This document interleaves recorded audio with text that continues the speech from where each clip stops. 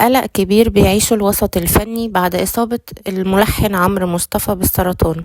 نجوم الفن كلهم بدأوا يساندوه ويبعتوا له رسائل، كان منها انه النجم احمد العوضي علق على صفحة الفيسبوك وكتب: اخويا الغالي والملحن الكبير عمرو مصطفى، شفاك الله وعافاك، وان شاء الله ترجع لكل محبينك بالسلامة، وستظل انت الملحن الاكثر نجاح في الوطن العربي.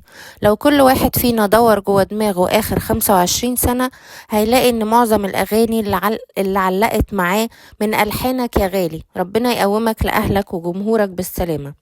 مش بس كده، كمان النجم حماقي ساند الملحن عمرو مصطفى في أزمته الصحية، ونشر صورة بتجمعهم على مواقع التواصل الاجتماعي انستجرام، وعلق كاتب: أخويا وصديقي وعشرة عمري عمرو مصطفى، ألف سلامة عليك يا حبيبي، إن شاء الله بسيطة، وانت عودتني إنك قوي ودايما بتقدر على أي محنة بإرادتك الحديد اللي مفيش زيها. سلامتك يا حبيبي، ألف سلامة.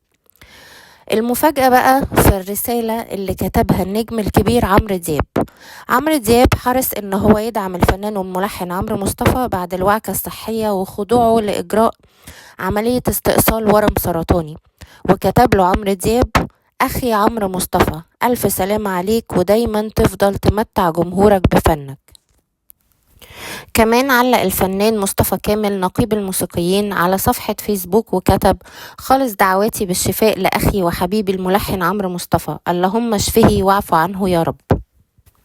وكتب السيناريست مدحت العدل عبر حسابه الخاص على موقع انستجرام من خلال خاصية الستوري: أخي الصغير، ابني وصديقي وشريك نجاحات كتيرة، العبقري عمرو مصطفى، إن شاء الله تقوم بمليون سلامة لعيلتك الصغيرة ولأهلك ومحبيك، وأنا أولهم، إنه ابتلاء من الله، اللهم اشفيه شفاء لا يغادر سقما.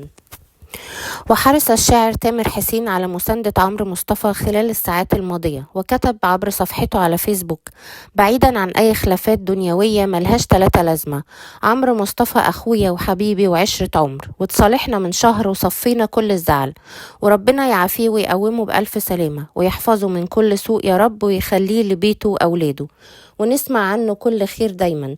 سلامتك يا عمورة، واشوفك دايما بخير. كمان الفنان تامر حسني المعروف عنه جدعنته وإنسانيته دعم الملحن عمرو مصطفى، وكتب على حسابه الرسمي على فيسبوك: بطمن عليه كل يوم، وبجد الرجاء من كل محبيني ومتابعيني ومن كل الناس الدعاء للملحن الكبير عمرو مصطفى بالشفاء العاجل. ربنا يشفيك يا عمرو يا حبيبي، وشدة وهتزول إن شاء الله، انت قدها ونص يا بطل، وكلنا معاك، وربنا يشفي كل مريض. أما الشاعر أيمن بهجت قمر علق على رسالة الدعم اللي وجهها الفنان عمرو دياب للملحن عمرو مصطفى وأعاد نشرها، وكتب إنه هو سعيد جدا إن ده موقف عمرو دياب رغم الخلافات السابقة بينهم. وكتب كمان: البوست ده خلاني افتكر شريط حياة كامل ورحلة كبيرة هي في الاخر اللي بتبقى لنا برغم اي مشاكل او صراع او اي صراعات. ربنا يشفيك يا عمرو يا مصطفى، ويبعد عنك كل شر، ويخليك دايما يا عمرو يا دياب سند لكل زمايلك ورفقاء رحلتك. كمان من المساندين لعمرو مصطفى كان الملحن الكبير عزيز الشافعي، اللي كتب على الفيسبوك: تمنياتي بتمام الشفاء للزميل الملحن الكبير عمرو مصطفى، اللهم اصرف عنه شر ما قضيت، وعافيه في من عافيت، وأتم عليه نعمة الصحة والعافية يا رب العالمين. أما أول تعليق من الملحن عمرو مصطفى بعد خضوعه لإجراء عملية استئصال ورم سرطاني، طمئن الملحن جمهوره بعد إعلان إصابته بالسرطان وخضوعه لعملية استئصال ناجحة، مؤكدا خلال مداخلة هاتفية مع الإعلامية لميس الحديدي في برنامج كلمة أخيرة على شاشة أون إن حالته الصحية اتحسنت وعاد لمباشرة عمله من جديد.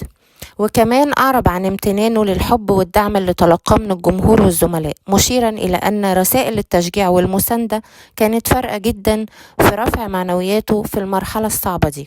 وأكد أنه رغم مرضه كان ملتزم بالعمل على موسيقى مسلسل عايشة الدور للفنانة دنيا سمير غانم اللي هيتعرض في رمضان، وقال انه لازم اوفي بكل التزاماتي المهنية. وفي مفاجأة كبيرة اعلن عمرو مصطفى انه سيعود للتلحين لعمرو دياب مجددا، مؤكدا ان اي خلافات قديمة بينهم بتتنسي، وقال عن عمرو دياب: ده اخويا وحبيبي. كما اشاد بدعم تامر حسني في ازمته قائلا ان تامر كان دايما جنبه وبيطمن عليه كل يوم.